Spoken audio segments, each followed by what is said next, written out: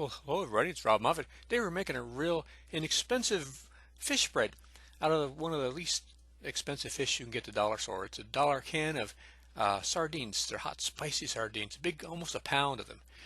And it's packed in just salt, red chili powder, tomato sauce, and sardines. It's very healthy, hardly any other ingredients from Ecuador.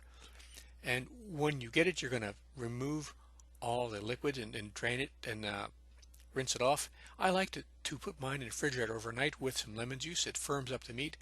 The other ingredients are just lemon juice and carrot and some cream cheese, and I use Italian spice and some parsley and lemon juice, and if you've got salad olives, they're good too. I put it on the panini grill.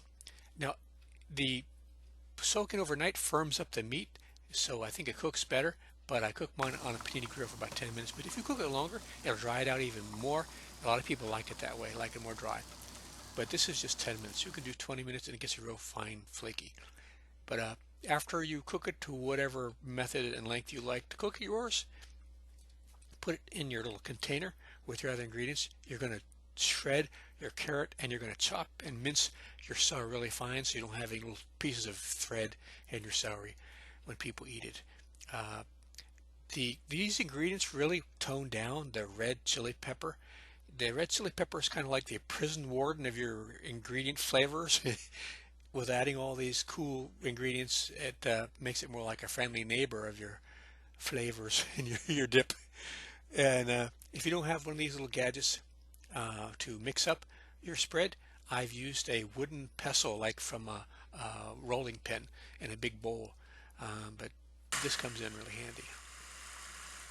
Now when you're done, this will last in your refrigerator for a week or so. I've only had mine last week because it's all gone by then. But the longer it's in there, it tastes even better on the second or third day. But it tastes pretty good right after you make it too. I put it on fresh bread like pumpernickel, little pieces, and it's everybody who tries it likes it. You don't tell them it's sardines, but try this. It's like a dollar can. Nobody uses this stuff. It's delicious, very high protein, good ingredients. You might want to give this a try.